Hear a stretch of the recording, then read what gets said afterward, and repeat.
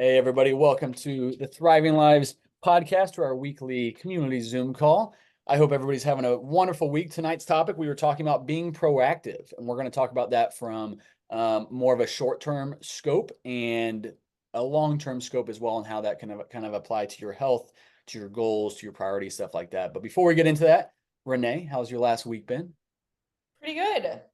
Getting back in routine, and last week was a good week for movement and for nutrition. I'm having a good dinner lately. It's spinach and arugula and tequila lime salmon and brown rice and mango pineapple salsa and this like Greek goddess dressing and asparagus. So that's been good. I feel way more full now after my breakfast changed, which is nice. I changed it to the like quinoa, ground beef, and eggs, and avocado.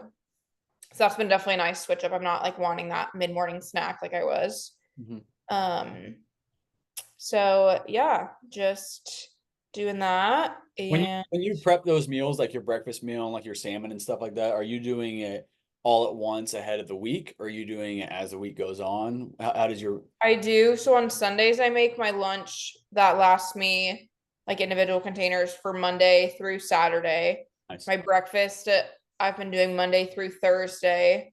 Um, and then dinner, since it's salmon, I just put it in the um air fryer each night. And then I just make the asparagus fresh each night too.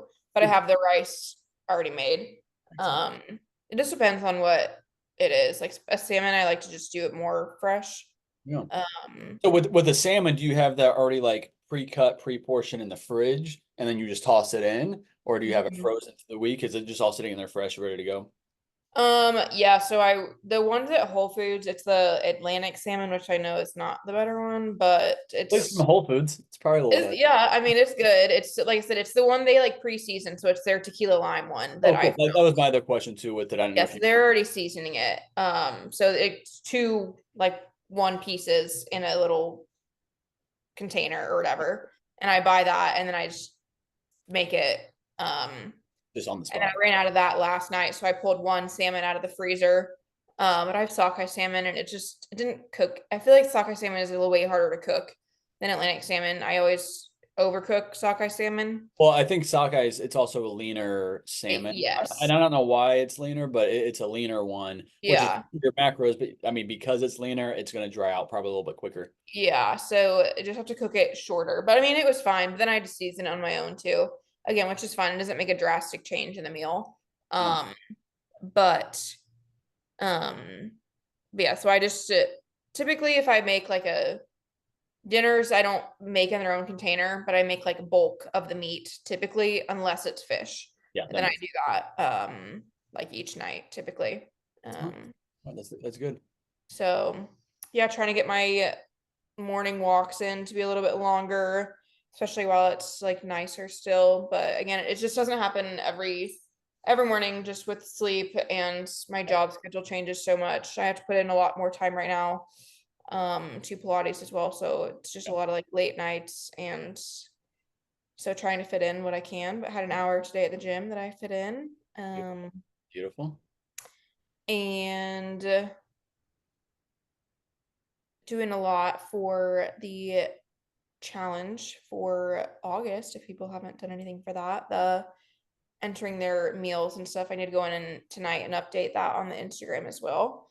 Um, So to anybody listening, if you haven't noticed, in the community group, we added well, we've had a recipe group for a long time, and Renee started a challenge for this last month, going into I think it what's it end like August 18th, I believe. I think it's a Sunday. That it ends, and it's posting recipes. Not just posting recipes, but posting recipes you actually made with the macros included in that. So if you haven't been posting, that's totally fine, but go on there, check it out, because a lot of people have been posting a lot of different recipes. Some people post recipes for various sauces too, which is always very helpful. But yeah, check those out for sure. and then we made an Instagram page to link to it for like a just better Yep. And um if you guys didn't see that post, yeah. it is Thriving Lives Kitchen, all one word, on Instagram. It is a private Facebook, or not private Facebook, private Instagram account. So you can follow that for quick, just easy ways to go find those recipes. You have to be an active client to be able to be in that. If you ever leave TLF, you'll be removed from the group. It's going to be exclusive to TLF clients only. But yeah, so definitely utilize that because that's just an easier, user-friendly version of finding all those different, pictures of the different foods you want to try with all the macros included and stuff like that. So it should be a great resource for everybody that we will continuously add to, both from other people posting that recipe group and other recipes that Renee and I build out on there as well. So yeah, that's me. How was your week? Week is pretty good. Worked out with Joe. He's usually on the calls. Don't know where the hell he is tonight. We worked out at a Genesis downtown, which was the old One Life. Great workout. We did legs. Great workout. I'm still sore from it. I know he was sore from it today on his birthday, which was funny. But and then yesterday as well, new client Sam in the group as well. He's actually a high school student, and I don't know. It was a lot of fun. We worked out at a community center yesterday. Kind of showed him the lay of the land at the gym, and it's just fun working with somebody who's so eager to learn and that also doesn't have any bad habits yet. At least when it comes to like working out and stuff like that. Like he's 15 and he's just hungry to learn everything. So it was really fun from the teacher and me that got to kind of coach like that in the gym. So that was awesome. So I hope that we get some more workouts in. But other than that, though, yeah, it's been a pretty solid week. Forgot what all I did this last weekend. Um, oh, I golfed on Sunday.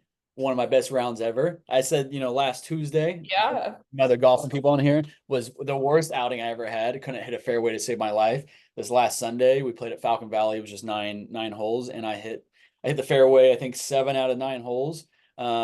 Three of which were with my driver. One of which there was houses like direct, like it felt like they were directly on the course. Like they might as well be on the fairway. They were so close to the fairway, like where normal trees would stand is where the houses were. And I was like, I'm going to use my driver, which usually I would knock out a window. Kept it perfectly straight down the fairway. I just made a couple little tweaks. So as you can tell, I'm pretty hyped about that outing. Now I need to get out there again and see if I can recreate it, or am I going to go back to like last Tuesday and be miserable? But yeah, anyway, though, off the golf topic, food's been pretty good. Got rid of my eggs, thing I talked about last week, and actually just had it today. Had my sardines. So I usually pair that with like a protein shake. Love sardines. Delicious and really healthy fats for you. Good for brain health as well. But otherwise, though, I digress. It's been a good week. And oh, one funny thing. So last Friday, when Renee and I worked together on Friday mornings at a coffee shop, my wife always, Nicole, always drops off Lola at some point during that day before she heads into work. And it's always funny because obviously it's my daughter, it's not Renee's daughter. So I'm doing all the parent stuff, holding her, feeding her, taking her out, playing with her, taking her to the bathroom to change her and all that stuff. So doing all that stuff. And Renee just looks like the most uninvolved mom. Like she hates being a mom. And it's always hilarious because it'll be like this last time there was a mom and her daughter. Her daughter was probably, I don't know, mid-20s. Came in with their 2-month-old baby. So it was a grandma daughter and then the granddaughter that's 2 months old. And so I was obviously chatting up with the mom, just asking, how things were going, being 2 months postpartum and stuff like that. And it was just funny because they kept looking at Renee like, are you going to get involved in this parent conversation? And Renee's like, the last thing I want to do is talk about my child. It was very funny. So I think once I got up and I'd walked, sit there and like work away. I'm like just like kind of tuning it out. And yeah, I always have to explain after the fact, like Marcos will leave, and I'm like, look, I'm not the mom. I'm not a terrible mom. And yes, don't it's judge funny, me. like I'll hold her from time to time as well. But I don't know if I was just in the zone or what I was doing, but yeah, it's always funny that people probably just, but it's funny because like they compliment Marcus, like I just thought he was like really good dad. I'm like, people, that's how he is like normally though. Like he is a Yes, of really good dad. course. Um, And I'm not a really bad mom. I'm just not an actual yeah, mom. like I'm just not a mother. You're just sitting here working. Yeah. So I thought that was funny. It looks like Lauren thought that was pretty funny as well. I've told it to a couple different people and everybody else found it to be funny. But anyway, though, let's get on to the topic of the night. Topic that we're talking about. We are talking about being proactive. Now we can take this so many different angles, but how? I mean, let's start simple. Let's start with how people that are already part of Thriving Lives, that are already in their journey, whether it's day one or it's day 201 or whatever the case is, how can we apply that being proactive mindset right now? Well, first and foremost, one of the main things that we can all be or do to be proactive is planning our week for success. Like Renee just said, she planned out her meals. She does that on the weekends. I plan out my meals on the weekends. Renee goes grocery shopping, gets all of her stuff for the week so that she is prepped and ready to go. That's being proactive. That's not waiting until you're in the thick of a really busy week that's hectic and then you're living in survival mode. That is being proactive and planning out what does your week need to look like. Renee's also got she teaches Pilates. She works at a regular 9 to 5, and she obviously works with Thriving Lives and all of her clients. And she's got to be very planned ahead. What did you say, Renee? You got to be organized and knowing what your week Yeah. looks like, knowing when you're teaching, knowing when you need to do check-ins, and then how the hell do you fit in your nutrition, your workouts, your walks, like the things you're trying to do, and still get a good quality 8 hours of sleep at night. So there's to be killing on all those fronts. You have to be proactive. You have to really think ahead. You can't just hope for the best and live your life because health does not happen when we're just being reactive. Health does not happen when we're just hoping for the best. We have to be super intentional, and that's one of the reasons why people see so much friction with a lifestyle changes this nature because they're not used to being proactive. They're not used to being organized, but it's very painful to not be. And I think most people could probably relate with that as well. Living in survival mode is not fun. It seems easier because you don't have to change, right? Because change is hard, but it's really not that much easier. You're just living in a stress state 24/7 and you feel bad because of it. And you feel bad because of the foods you're having to eat because you're in that survival mode. What are your thoughts on kind of that shorter term, meal prepping, proactiveness and whatnot? Would you kind of agree with all that?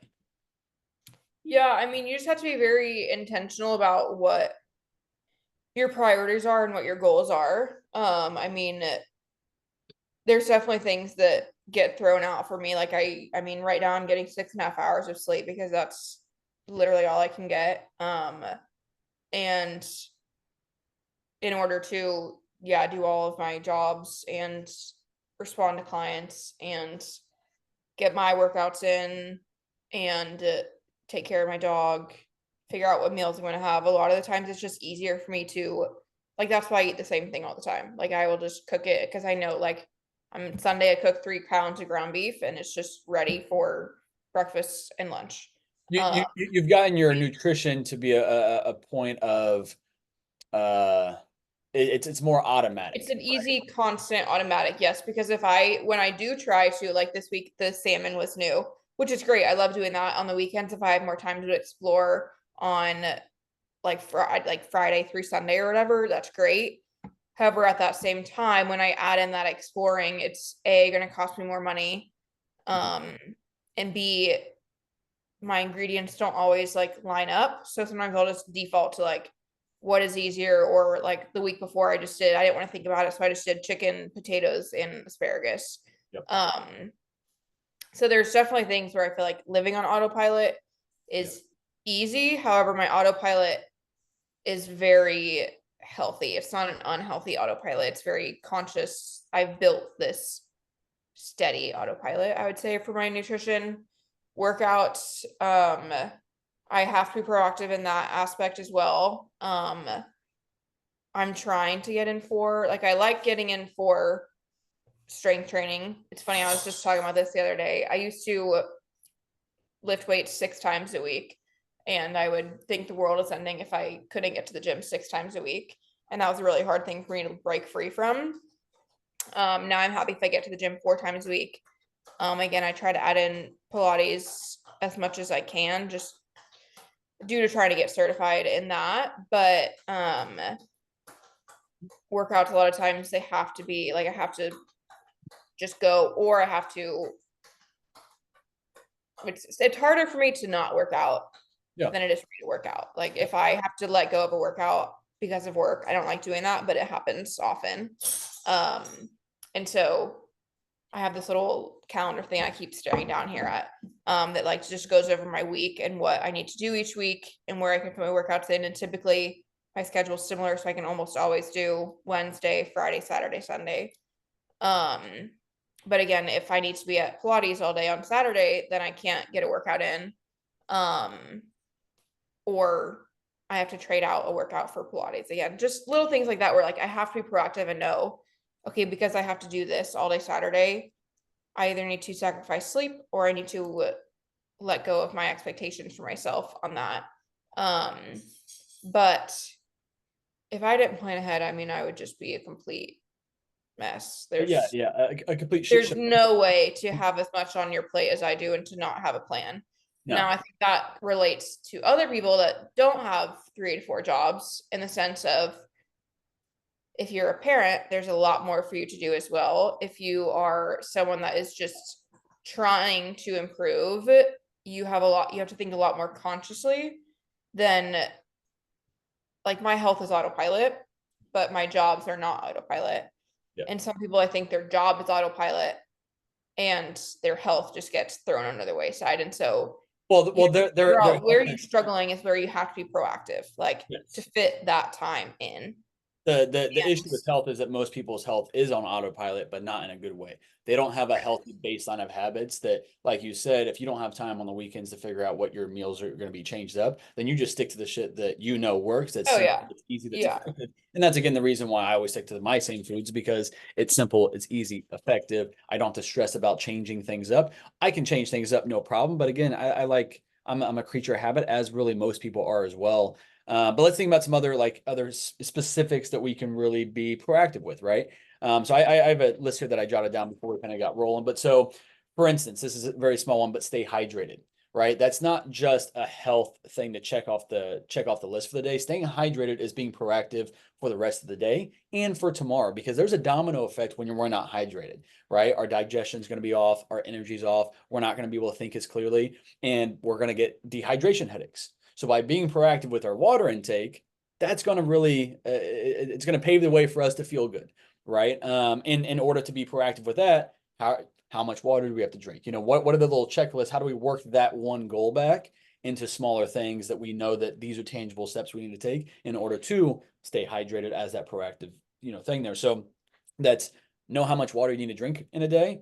What is going to be your source of water? Are you drinking out of a bottle? You got a big, a big jug of water? Are you just drinking glasses at home? Whatever the case is, whatever your method is of drinking that water, know how much you need to drink, know how many of those bottles or whatever you got to get down, and plan it out. If you struggle with water intake, set alarms. Be proactive about setting alarms. Be proactive about setting your water where you're going to see it in front of your computer or whatever the case is. Set little rules that you can be proactive about making that more of a habit. Another one is getting enough sleep. This is one that I see a lot of people struggle with. Is they're not being proactive with a good bedtime routine. They're not being proactive with looking at what do they need to do tomorrow. They're not being proactive with shutting themselves down at night at a good enough time that they can actually wind down, get relaxed, get peaceful, and get to bed. I find myself on Wednesdays particularly, struggle with that a little bit more just because I want to be on whenever we're on these calls. I don't want to just be asleep. Usually at 7:30, I'm like winding down, I'm getting ready for bed, like all that type of stuff. But on Wednesdays like this, I find it a little bit harder. So like tonight, I'm going to go on a nice walk with boss. That'll help him kind of wind down. It'll help me kind of de-stress and check out for the day. I'll go through my to-do list and organize things for what I need to do tomorrow, what I need to do Friday, what I need to do Saturday, and clear my list for today. So I'm not going to bed with all this shit weighing me down for it. So that's being proactive so I can get good quality sleep. Another way that we can be proactive is managing stress. Now this seems like it might be more reactive, but what are the things that I need to do to keep my stress down? Because I know that if my stress does not stay down and I get too stressed out, I guess, throughout the day or throughout the weeks and stuff like that, that is a bad snowball effect. I'm not going to be as good of a coach. I'm not going to be as good of a father. I'm not going to be good as a husband or a dog dad or anything else in life if I'm not doing what I need to do to manage my stress in a healthy way. That might look like daily walks. That might look like getting to the gym. That might look like clearing my to-do list and organizing stuff so that I don't have anything more on my plate and I can actually relax and enjoy myself with it. That might look like Sundays. I don't do a damn thing. I don't put anything on my calendar for Sundays because I want it to be a full family day where I'm not looking at work. I'm not responding to texts, I'm not responding to emails. I'm just enjoying myself. That's being proactive so I can also set myself up for a really, really good week. So these are really small ways that we can be proactive and to get the most out of today, to get the most out of this week. Now let's change our way of thinking and think about what are some long-term ways that we can be more proactive. I think, hang on, I think really Yeah, quick, give it to to me. be proactive, you have to go through a lot of trial and error. Yeah. Like Marcus and I being proactive on our habits and such, we didn't just plan these overnight. It's not just something that I was like, oh, I'm gonna be proactive tomorrow and I'm gonna go to bed tonight so I can go on a walk tomorrow. Like it's conditioned, I've conditioned myself to know how I function best or what I need, like where my priorities lie. But while proactive means planning, it also takes trial and error. Yes, it does. Yes. And well, and to come back to what you were saying earlier about, your healthy habits and my healthy habits are on autopilot sometimes. That's not necessarily a bad thing because we're just not stressed about what we have to eat because we just eat the basic things that we know work well for us so we can prep easy and stuff like that. But getting on autopilot and making those healthy habits automatic, like you said, that doesn't just happen overnight. It doesn't just happen because, oh, I want to be healthy. So you just have these habits. They're not habits yet, right? So the way that you get there, and this is Tyler, I mentioned this before the call, everything comes back to check-ins. The way that we make these things automatic, the way we don't struggle with our water intake very often, the way that we get to bed on time, the way that we prep ahead of time, the way that we look at our week and organize our workouts and what our week is going to tell us by doing our weekly check-ins, by being accountable Another to that piece so that we can get to the point where this shit is automatic and not so stressful. When you're first starting week one, you got 20 things you're trying to manage. Week one is going to be stressful for that way, and you're going to drop the ball in some ways, and you're going to be strong in other ways. But if you show up and you reflect, that's part of that proactive nature. It's reflective on the last week, but how can I be proactive to do a little bit better this week? What were we going to say, Renee? Another thing is like being proactive on the check-ins. Like you have to carve out time to answer these 20 questions. Like when I had a coach, gosh, a year ago or whatever it was, I had to fill out like this document thing and I had to carve out time out of my schedule. I knew, okay, every Monday night or Sunday night, I need to carve out 20 plus minutes to answer these questions to be able then to have it ready to submit Tuesday morning at 5 a.m. Like I can't if it's booked, like if my Monday nights are completely booked and it's like, oh shit, I need to send this check in, that's just not gonna work well. Like you have to carve out, and I know sometimes it's inconvenient, but you have to carve out that time to check in because that's how you're gonna grow, is how you reflect. And so if it's Wednesday night and you know like, oh, I need to get up earlier tomorrow to do this check-in, cool. But you have to be proactive on carving out that time to check in and have that be on the front of your mind. Um, because just letting it go is just not like it's just not going to benefit you. And then Well, if you just and answer it later at that same time too, like answering it like on that timeline as well, I feel like it's building discipline. Like, okay, if like Marcus check-ins are on Mondays, so they need to be done Mondays. Mine are Thursdays and Fridays, need to be done Thursday and Friday because it's building that discipline. While you're building your discipline in your healthy habits, you're also building it in other aspects. Does that kind of make sense what I'm trying to say? definitely is. It definitely is. Yes. I mean, like you said, you got to know when check-ins are, and you got to make sure that that shit gets done. Whether it's uncomfortable, it's inconvenient, or you have all the time in the world to do it, it still has to get done. And it's honestly, um, it is doing yourself a disservice. You came to Thriving Lives, you reach out to Renee or myself because you had goals you want to hit, and we're explicitly saying the way that you're going to hit these goals, the most paramount thing that you can do is do the self-reflection, to show up and actually check in to make sure we're moving in the right direction. If you just negate that, if you just neglect that self-reflection, I guarantee you will not reach any goal you have in life, whether it's Thriving Lives related or anything else. You can't save for retirement without a plan and without steps to kind of get there. You can't, get a degree without showing up and doing some of this shit. You can't learn a new skill without doing some self-reflection and keep showing up. And it's uncomfortable to report things that maybe aren't the best, but it's a whole lot better than staying stuck there and letting those negatives grow and grow and grow.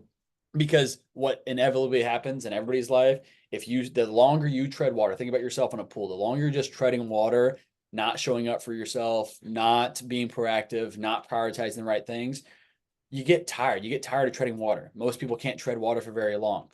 Eventually, we all get tired and burn out with it. And we're like, fuck it, I'm getting out of the pool, right? I'm done treading water. I'm just going to quit. Put in my cancellation. I'm done worrying about my health because you're not really showing up and doing what you need to do. You're not being proactive. You're not prioritizing it. Let's talk about some ways that we can be a little bit more proactive when it comes to the long term. So first and foremost, I always talk about this with people, new clients or people that we're working with, and kind of looking at what does the next year of your life look like. And we want to start with a more of a macro view. I mean, ideally, we start, hey, where do you want to be at in 20 or 30 years? Last year, we had a financial advisor on here. He was part of Thriving Lives, also my financial advisor. And that's obviously what I sat down and talked with him about when I first signed up to be, working with him as financial advisor. Where do I want to be at in retirement? What age do I want to be when I retire? And what do I want life to look like, quality of life to look like? And then we work back. What are the things we need to do? Kind of the same thing with health is we can take that very, very macro side of things, macro view. Where do we want to be at in retirement? When we're no longer working and we have time freedom and financial freedom and all that shit, what do we want our health to look like? And then work back from there. But let's think more in short term, long term. Where do we want to be at in a year from now? Right. So right now we're coming to the close of summer. I guess we're kind of halfway through, but people are about to go back to school. So it feels like the end of summer is coming up the next couple of weeks. So how did this summer go? Did you look how you wanted to look? Did you feel how you wanted to feel? Do you love where you're at right now? Are you thriving in your life? And if not, okay, what do you want to be like next summer when the pools open up next May? And that might not be what your goal is and how you're looking at things, but let's just use that as an example. Where do you want to be at when the pools open up on Memorial Day next year? Do you want to be in the same spot that you were this year or where you were last year? Do you want to be in a better spot with it? Okay. You want to be in a better spot. You want to come into that summer feeling confident, better than ever, looking better than ever, feeling better than ever, all those good, awesome things. Okay. How are we going to get there? If we just, again, tread water for the next 9 months and then show up in March saying, all right, I'm ready to get ready for the summer, it's not going to happen. We have to be proactive and we have to start that train moving now. A lot of you, the train's already moving. So let's keep it moving in the right direction. So let's look at that exact thing. What are the things you have coming up on your timeline over the next year that we need to be proactive about, right? Maybe you have a giant vacation coming up. Maybe, obviously we all have holidays coming up, mainly starting in November and December. Where do we want to be at then? For some people, they can cut no problem during the wintertime. Other people, they need a little more diet freedom, which means we need to get your calories up a little bit higher as we head into that timeline. So by being proactive, and that's going to look different for everybody. All of your different goals, where you're currently at right now, will also, kind of help us formulate where do you want to be at in 3 months and 6 months and 9 months and 12 months. But we have to start thinking about where do we want to be at then, work back, think about the things that are kind of on that timeline to start being proactive about. Some other things that, yeah. Just a simple way to be proactive is healthy you going to the grocery store instead of you that's not going to make healthy choices. Like, don't buy the processed, unhealthy food. Be proactive for your week and buy the food that's going to fuel your body. And then, like, let's say you're having a random terrible craving. Okay, go to the store, get one serving of it, but don't having it on hand is just going to tempt you and you're just going to indulge in it. And so being proactive at the grocery store every single week is one way to just set yourself up for more success than you're used to. I'm happy you brought that up because actually I was just thinking about that as well and how I felt like I should bring it up because the past couple of nights I felt the craving of having some sort of a snack. And again, like my snacks are like granola at nighttime or whatever the case is. But I've been trying to cut back on even that processed food or maybe not having my normal toast with olive oil at night. So by not having that stuff on hand, do I want it at the time? Yes. But if I don't have it on hand, I'm not going to the grocery store at 9 p.m. I'm not going to order from Uber Eats or whatever the case is. If I don't have it here, I'm not going to eat it. And that's where so many people struggle. They're like, oh, I kept having this snack or whatever the case is. Why the hell is it in your house? If you know that you're going to fall to that weakness, and I'm going to follow that as well. Nicole had tasty tortilla chips and they were a brand that I really actually enjoy. And she had it in the house and it was easy for me to walk by and grab a handful. And then a couple hours later, walk by. They have so many calories in it. I looked at tortilla chips. It's terrible. I mean, they're great, but like they're delicious. Yeah. If you've never read a label on tortilla chips, it's wild. It is wild because it's like 6 chips is like 20 grams of carbs and like 8 grams of fat. Yeah. And none of us just eat 6 chips. We're all gonna eat the entire bag or a good chunk of them, right? Like the bowls they bring you at a Mexican restaurant. That's a lot of chips in that, and we all smash that, and we usually smash 3 of those. So if you actually look at the calories and the macros that you just indulge in on that, once you know, that's when you can prioritize when does it make sense to allow myself to have that and when should I not have that. For instance, every week I go to a networking group on Wednesdays during the day, and we always meet at a Mexican restaurant, and they always bring out chips. And today was the first day, and we've been going there for like 5 months now, that I actually had a chip. You know how hard it was to stop myself after my 10th chip? I had like 10 of them because they're just sitting there easy. They're tasty. They feel that, and I didn't eat before I went because I was going to eat right afterwards, but I digress. Anyway, when you have this shit on hand, when you're around the stuff that you have a weakness to, you're more than likely you're going to have a higher chance of giving into it. So by being proactive at the grocery store, don't have that shit. And I think that's just outside of like, okay, I want to lose 20 pounds, whatever. We just want to be healthier. By not having this stuff at home, you're already going to limit 90% of the time what you're actually eating in terms of an unhealthy thing. And then if you're at the Mexican restaurant, it makes sense to have it then. Hey, at least you didn't have it 7 days that week. Whereas if you had it at the house, it'd be very easy to have that stuff every single day and really hard to stop yourself as well. Because you already have it. So yeah, I'm happy you brought that up. That is being proactive. That is knowing what are your strengths, what are your weaknesses, especially when it comes to snacking and food and stuff like that. And one thing to kind of take that step, take that one little step further, the people that say, well, my kids like X, Y, and Z. I understand they're kids. We don't want to make them have, food aversions because it's unhealthy. It's going to make us fat. Like, we got to really be mindful of the context in which we talk about food around kids and why we do it. But that if your kids are eating Pop-Tarts and that's your weakness and that's what they're always having, let's start trying to integrate some other things, right? Maybe buy a little bit less of those Pop-Tarts and buy more of the other things. How can we start influencing what they're eating in a better way? Now, if mom and dad eat Pop-Tarts every day, and that's just an example, but if they eat Pop-Tarts every day, it's going to be pretty damn easy for your kids to make that a habit starting at the age of 4 years old for the rest of their life. The Pop-Tarts are part of a healthy, balanced diet because mom and dad are my superheroes and they eat that every day, or whatever that looks like to you. So if your excuse is, well, my kid's got to have this shit, that's not a good thing. If they're having candy or desserts every single day, that's not what we need. That's just teaching something they have to now unlearn when they don't feel good and they're not confident later on in life potentially, right? It's not saying that those things are bad, that we can't have those, but we shouldn't necessarily have them every single day, right? That's not part of a balanced, healthy diet to have dessert every single night, especially if it's really decadent and shit of that nature. Now, obviously, if you have a small piece of dark chocolate or whatever the case is, that's a little bit different story. But again, know your strengths, know your weaknesses. And if your excuse is that your kids keep having it, you're just making it harder on them and harder on yourself, where you can start, it doesn't have to be radical, but start making a little bit better swaps and finding just better alternatives at the very minimum, even if you need to keep those snacks on hand.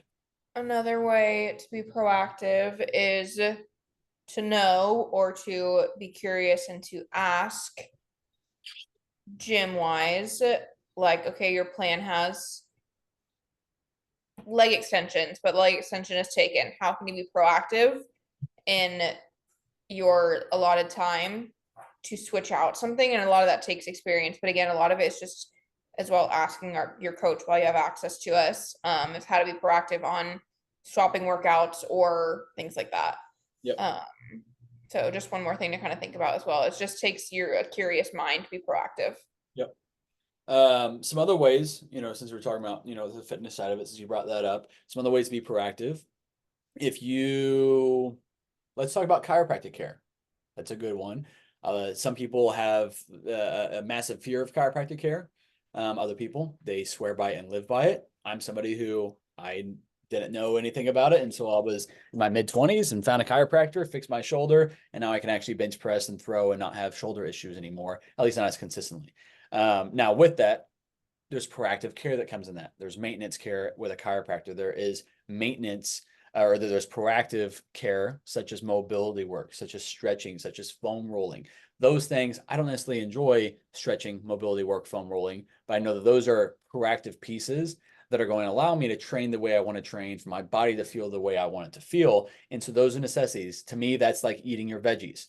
I'm not a huge veggie guy, but I eat my veggies because I know that the benefits that it's giving me. I'm not a huge stretching mobility guy, but I know the benefits that's going to allow me to get under a heavy bar and squat heavy weight, to deadlift, to throw, to run, to do all the things I want to do, I got to take care of my body in those certain ways. Just like I got to fuel my body with things that I might not necessarily always enjoy. Same thing with like chia seeds. We talked about that, I think last week probably, or whenever we've talked about chia seeds, is it's not necessarily the tastiest thing in the world. Some people have a texture issue with it, but it's an easy way to get 10 grams of fiber.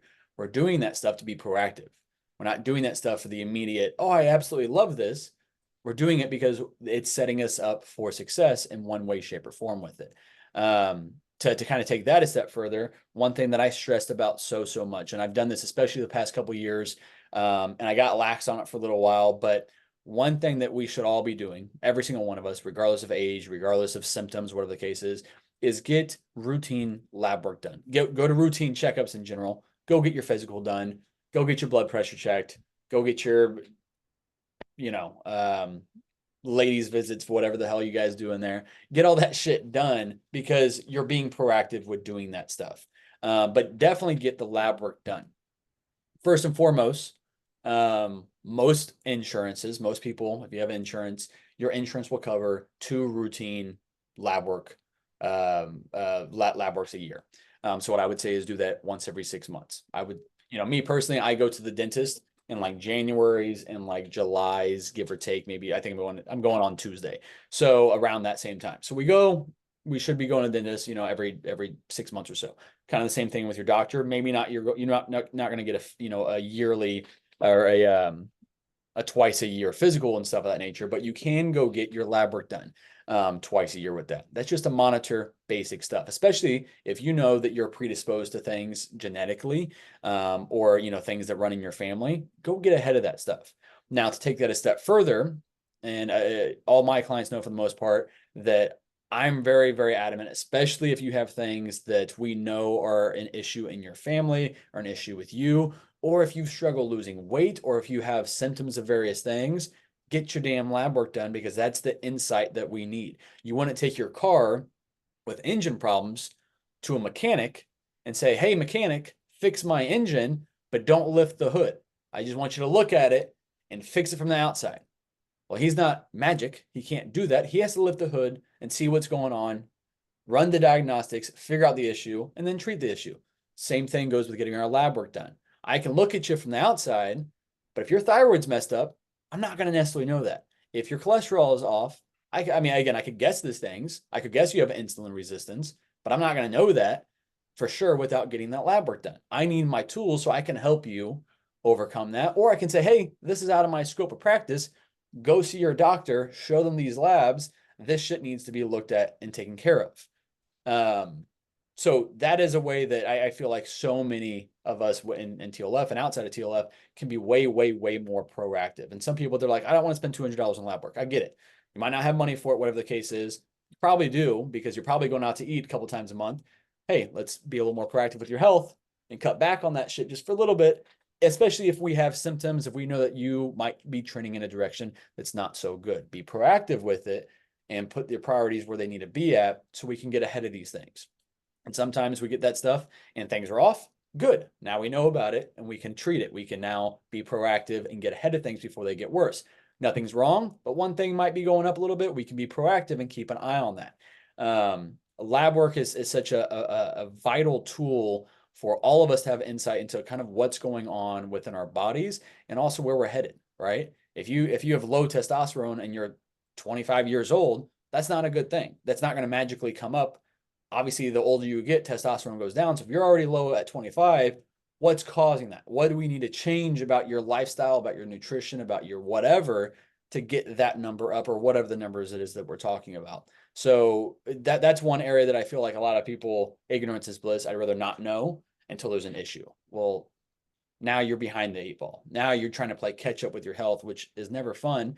And usually what happens is we end up getting put on medications or whatever the case is, where we could have done something and been a little bit more proactive with it. So my thought with that is tackle that shit head on, figure it out so that we can address it from there. Again, Renee and I can both look at that stuff and help you out with it. And again, if it's out of our scope, if we don't understand something, which is few and far between, we'll refer you out to your doctor or to a specialist or whatever the case is. But most things can be done in-house for the most part. We can at least put you on the right path with things. But again, we only know what we know, and what gets measured gets managed. So those are some different ways you can be proactive long term. Renee, any other ideas about long term being proactive? I mean, I think it really just depends like where your priorities are. I mean, like speaking on the lab work thing, I'm getting mine done on Friday, and there's nothing coherently like wrong with me, but it's I want to be in my optimal ranges instead of just like normal ranges that it like based on an unhealthy population. Um, and I guess me being proactive is if I ever want to get pregnant one day, I need my cycle to be more regular. And And you so you just came while off I'm not, control. I came on birth control a year ago. Yes. Not to get pregnant, just to clarify that. But just for other reasons of like anxiety and just health in general. But that's an example of me being proactive. If I wait until I'm in a relationship or I'm married and I want to have a baby and then I get my lab work, then I could have all these years of, oh, I need to change this, I need to change this. Whereas if I do it now and I'm more on top of it, then I know. And I think, like I said, that's obviously very long term. Of course. However, it minor details of it affect my everyday living in general. And so things where even if it's not like a priority right now, like it could be in the future. Yeah. And so to make those tiny little adjustments and be aware of it is helpful now. Another thing like being proactive, I would say like stretching, walking, cardio health, things like that. Just because your cardio health isn't bad right now doesn't mean that it's not going to be. You have to continuously like take care of yourself. Yeah. Um, and same with like stretching and things like that. It's another way to be proactive, I would say, Yeah. for like just long term um joint health over time. Um, yeah, I Yeah. just would say in general, like your future self. Yeah. Yeah. Yeah. Yeah. Those are all good thoughts. And then another thought as well is that if you really struggle with accountability, um, the more people you can bring into your journey, the better off you're probably going to be. So that is your spouse. That is your maybe it is your kids. Now, again, if we're talking about with bringing the kids into the mix with that, we want to be mindful of the context of what we're talking about, right? And how we're talking about ourselves and how we're talking about health and fitness. We want to bring However, some friends into that. We want to bring in a coach into that. We also have the additional accountability groups that I've been talking about in the community groups a little bit. And we talked about that last week on the Zoom call as well.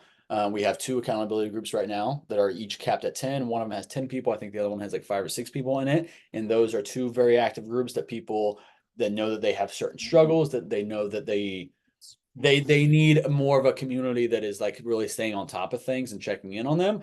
Obviously, I'm doing that. Renee's doing that. We all do that with all of our people. But sometimes it's nice by having it again more of an army of people behind us versus just feeling so alone in this journey. So eliciting those help. If you work close with people at work, maybe getting them in your journey, and even if they're not making changes, maybe say, "Hey, this is what I'm trying to do. I kind of need somebody to hold me extra accountable while I'm here at work, right? At home, I got my wife to do it, or I got my kids to do it, or I got Marcus or Renee to do it, online, whatever. When I'm at work, I tend to snack or I tend to go out to eat for lunch.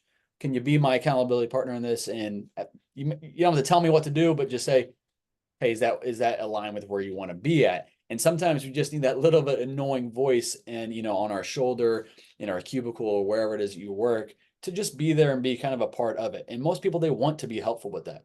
They want to be a part of a positive journey, even if they're not doing it themselves.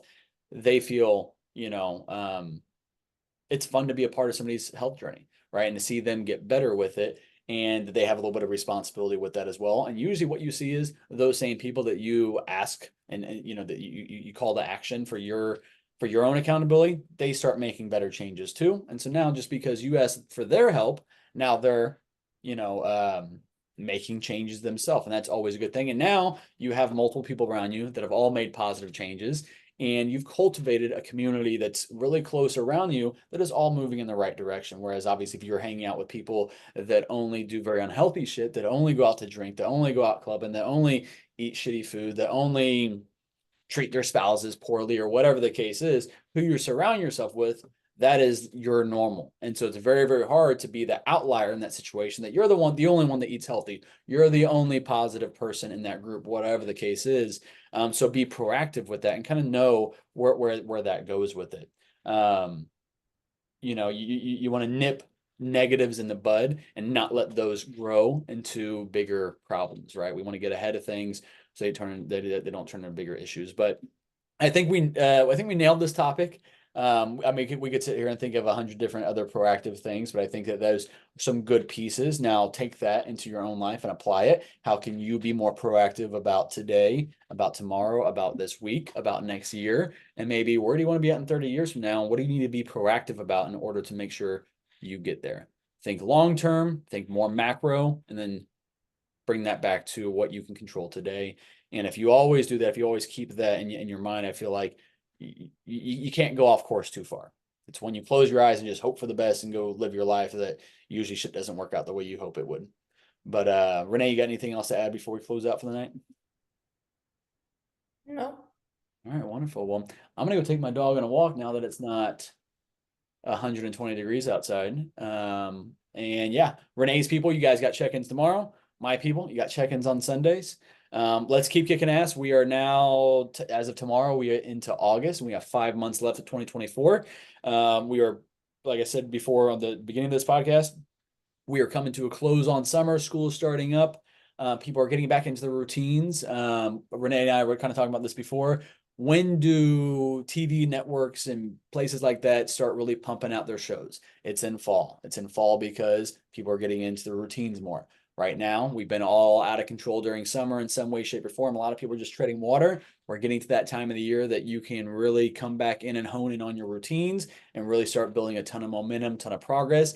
That way you enter 2025 with 5 months of awesome momentum, work done. So you enter 2025 into a great spot as opposed to treading water for the next 5 months, not really making any moves, and then hoping for the best in 2025. So let's be intentional, let's be proactive, and let's get to work. You guys have a great night, and we will see you guys next week. Thank you.